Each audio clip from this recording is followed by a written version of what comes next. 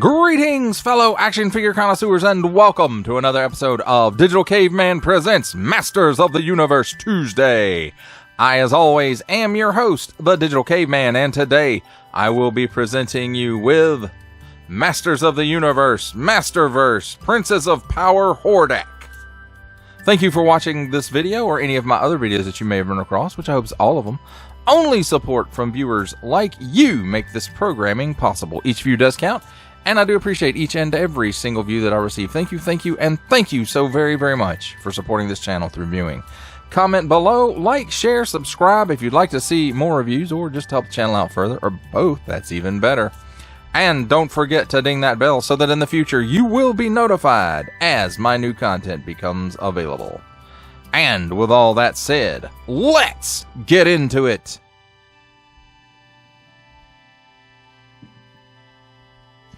Let's start our despoiling of Etheria with a look at the packaging.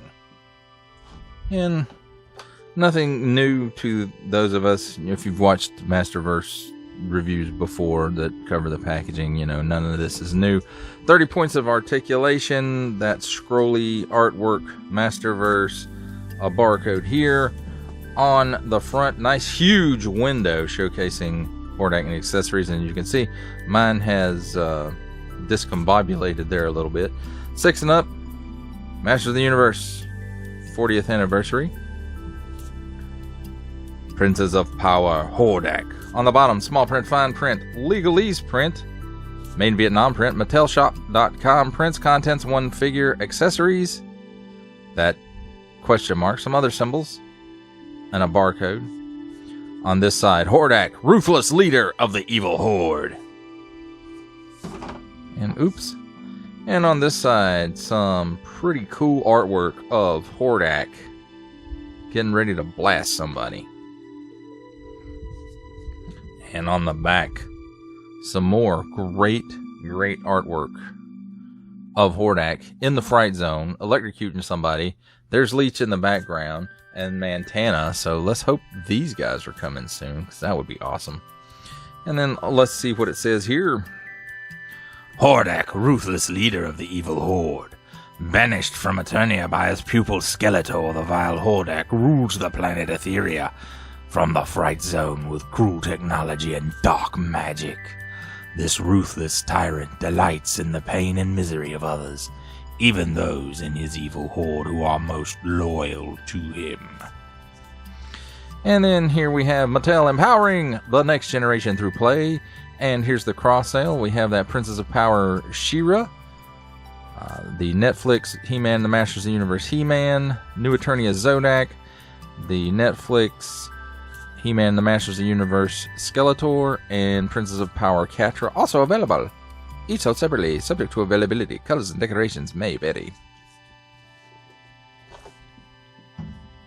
And that, my friends, is a look at the packaging.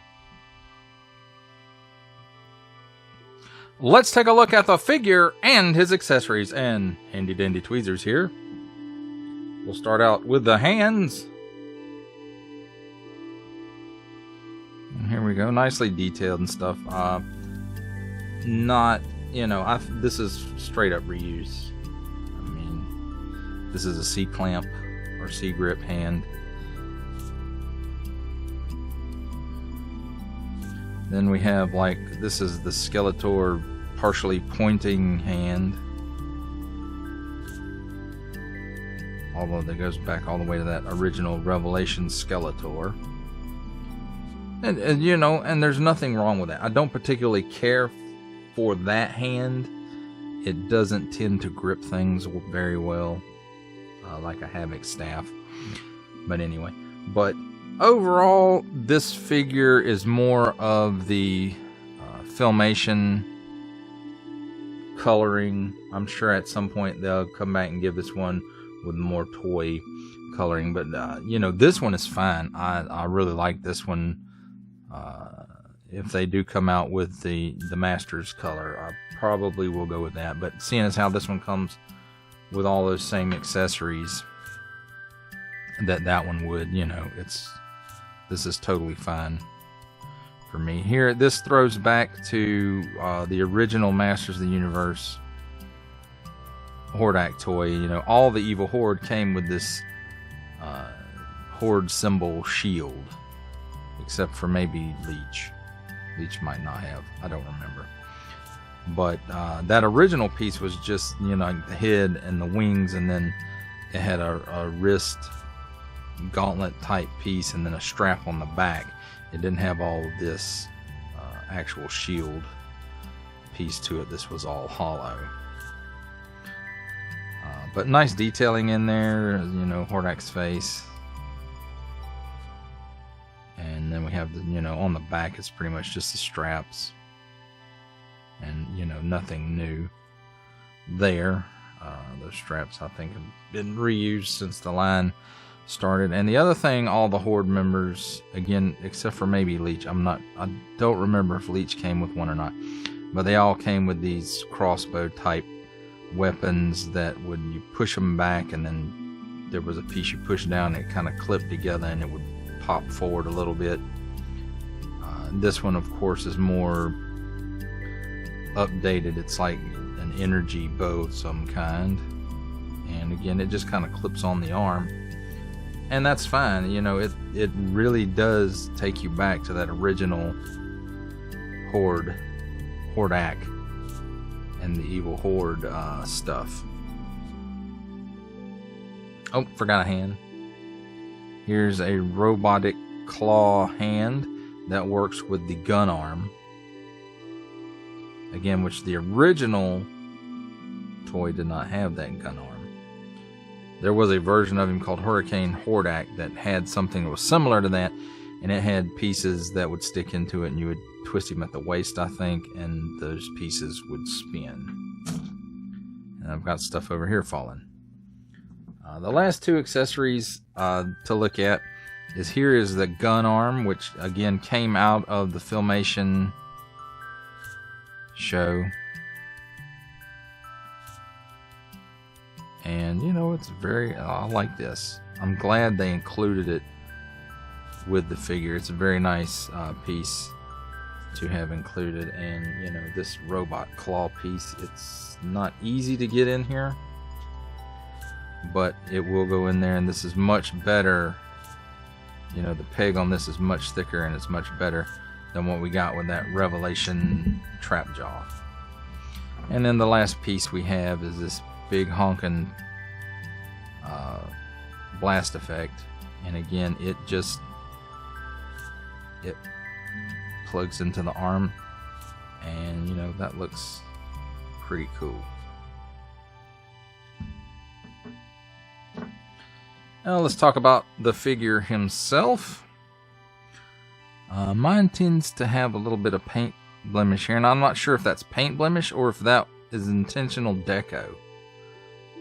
It looks like it could be intentional, and it's okay looking, but it just seems like they would, you know, gone with all white. And again, you know, I'm gonna get tired of saying this, y'all are gonna get tired of hearing it. This is the more, you know, the Filmation look of the character, and I have to say, overall, it's really nice looking. I mean, the paint apps there for the face, the eyes, the teeth, I mean, just the mold of the whole face, you know, really goes back to that show. This piece, the head piece here, it is a separate piece on that. The armor has pegs, and it pegs up into this piece, so it does come off, and probably that's how you get the cape off if you want to pull the cape off, which the original did have a cape too, but it was like a vinyl plastic, still pliable, but you know, nothing like the plastic capes we get with figures these days. Kind of a bit of a Horde symbol there on the back, missing the face. It has the wings, the bone parts of the armor. Nice red Horde symbol here in the front. Nice paint all around this head piece too. Nice silver paint app on the belt that does run all the way around. I'm sure a lot of this, especially the leg here and the arms, it's all reused because this is a separate piece. This is a separate piece. So, and then under here is probably a Revelation body under the armor. I'm not going to pull it off to look though. And then nice decos here and here, and then on the foot here too, and a little bit of detail here on the bottom. Now let's talk about his articulation. Because of this piece, you really can't do a whole lot with the head. He can look up a little bit, but it doesn't stay. He can look down a little bit, and it will stay. He won't do the full exorcist again with this piece on. Now, were I to take it off, I'm sure he would, because it's on that ball dumbbell type piece that all the Masterverse figures have. At the arms, comes out to about 90 degrees, and it will do a full 360 degree rotation. So cut here at the upper bicep for another 360 degree rotation. Double hinged pinless elbow, and it will give you that much bend. At the wrist, 360 degree rotation on an in and out hinge, and on the other side, in and out hinge as well. There is a cut in here, so he gets some hula going on, but it will pop the armor because it doesn't, there's not much really holding it in there. So he does have that, and he'll hula and crunch forward about that far, crunch back about that far, and again that's with the armor on, and again you can see it popped off again. And you know, that tab just slides through the slot here and it's supposed to lock in place. I think this armor is probably just a slightly bit tight for this figure.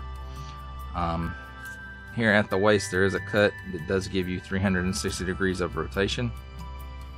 At the hips, he doesn't quite give you the full splits, but he gives you that much of the splits. I think this piece here gets in the way. He kicks forward just slightly. He kicks back just a little bit. Cut at the upper thigh for another 360 degree rotation. Double hinged pinless knee. Gives you that much range of motion, or bend, whatever you want to call it. Then at the top of the shin, a 360 degree rotation for the boot. And at the ankle, tilts down that far, tilts up that far. And it does have a pin in there, and it will give you some rotation, but it points, I think, more down than forward, but just because of the way that the foot is designed. And so it gives you some, but not a whole lot. And then as far as the gun arm goes, you know, I think you could probably put it in either arm if you wanted to, but it's really designed to go in his right arm, and you just work at it. It doesn't really take a whole lot to pop that arm out, and then just the hole in the peg, and just pop it in there, and it doesn't, you won't feel like that satisfying click or anything. But there we go. And the arm itself, it has the same movements as the regular arm. Gives you that much up, 360 degrees all the way around. Cut at the upper bicep for another 360 degrees, and double hinged pinless elbow, which gives you about that much bend. That, my friends, is a look at the mighty Hordak and his accessories.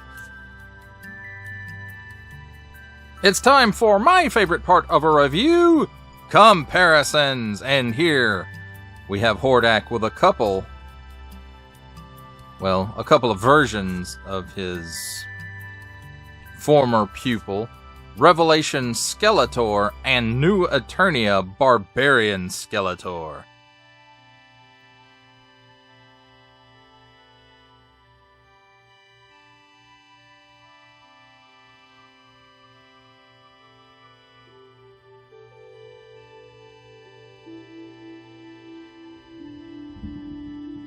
Here's Hordak with his arch nemesis, She-Ra, and his other enemy, He-Man, the 40th anniversary most powerful man in the universe.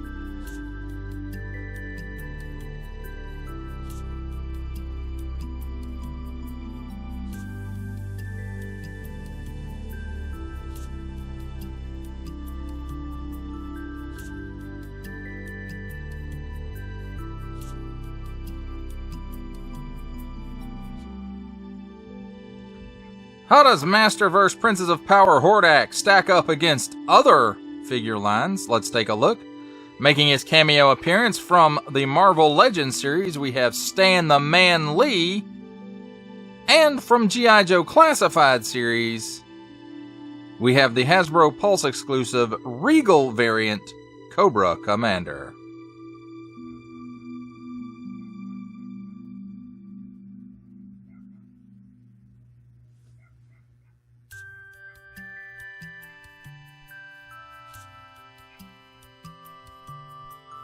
For our final set of comparisons, here we have Hordak with the Star Wars The Black Series Archive Edition 501st Legion Clone Trooper.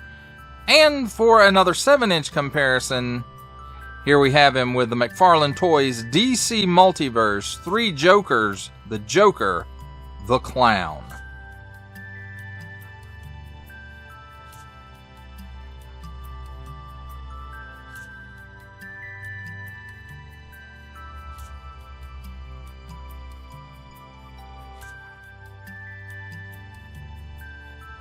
For final thoughts on Masters of the Universe, Masterverse, Princess of Power, Hordak, I have to say this is a pretty cool figure.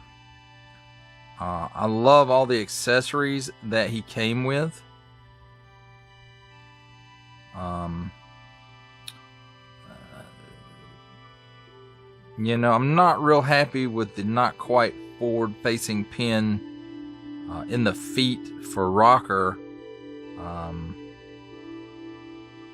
understand that it's like that because of the way it's designed, but maybe the foot could have been designed just a little differently.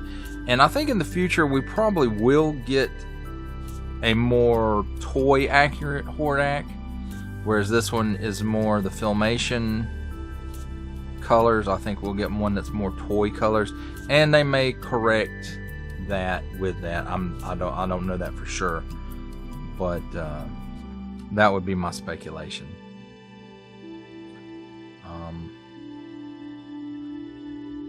A paint mishap here and there on the head, not that big a deal. It kind of fits in with the character. If I had a super big complaint about this guy, it would be the cape. Being a deluxe figure, and this even goes with She-Ra, and I don't think I mentioned it in my She-Ra review, but previously released deluxe versions of characters had wire in the cape. Why no wire in the cape? There's no wire in the cape. That is my biggest complaint. That's actually my only real complaint about this guy. The sculpt is fantastic. I know probably 90% of this guy is reused. From the shin down is new. The belt and loincloth may both be new, but I think the loincloth, I think it's just been retooled. That same piece that we've been seeing, I think it's just been retooled for this. You know, he's got a new wristbands, he's got new armbands, he's got new armor and a new head, but the rest of this guy is all reused, and you know, that's fine. It's appropriate for a lot of these Masterverse figures to do that, because it was done originally with the vintage Masters of the Universe. You know, there was a lot of reuse in that line, and that's how we got so many characters out of it. And you know, that's great. But you know, if you have love for that She-Ra Filmation show, you know, this is the Hordak for you. And even if you don't have love for it and you just like a badass looking dude to fight He-Man and Skeletor, here you go. This is the guy. He works in the evil Horde. And you know, in the Filmation show, he wasn't the head boss. You know, there was Horde Prime, who was his brother. But you know, in a lot of the mythos, Hordak is the evil Horde. He started it. He keeps it going. In some of the lore, he's even not a physical being, or there's a lot of lore to go with this guy. So choose your lore and stick with it, I guess. I don't know. But you know, overall, I have to say, this, for me, this guy was a buy. I always liked Hordak, even though, you know, in Masters of the Universe, he was this ultimate badass dude, and they kind of sillied him up in the Filmation show. And I guess that, you know, that applies just as much to Skeletor as it does at Hordak. But still, this guy, it's a great figure. I don't have any real complaints other than the cape not being wired. I really think that should have been something that was included in this at the deluxe price, even though he did come with a lot of accessories. I will give, you know, that's a point, that he does come with a lot of accessories and relevant accessories. But again, like I said, for me, this guy was a must buy. You know, I think I like this color scheme more than the original toy, even though I had that one and I played with it non-stop, at least for a while there anyway. You know, I don't know, I guess I lean more toward the show colors than the toy colors. I don't know exactly how to, you know, explain it, because, you know, I played with the toy just as much as I watched the show. So I don't know why that is. It just, I don't know. This color scheme sticks with me more than the toy one. But if they do a repaint of this guy in the toy colors, I'll probably end up getting that one too, just because I like this guy so much. And, you know, with that swappable arm, we could eventually get other versions of Hordak, like Hurricane Hordak. I don't really see Buzzsaw Hordak happening because of the gimmick in the chest. I know Origins did that. I think Origins did that one already. But yeah, for the Masterverse stuff, I don't think that gimmick would quite work.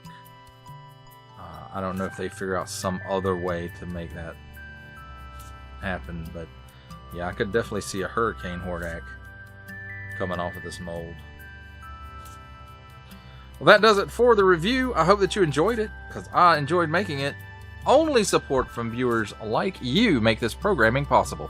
Each view does count, and I do appreciate each and every single view that I receive. Thank you, and thank you so very, very much for supporting this channel through viewing. Comment below, like, share, subscribe if you'd like to see more reviews, or just to help the channel out further, or both, that's even better. And don't forget to ding that bell so that in the future you will be notified as my new content becomes available. That's a wrap, folks. I'll see you next time.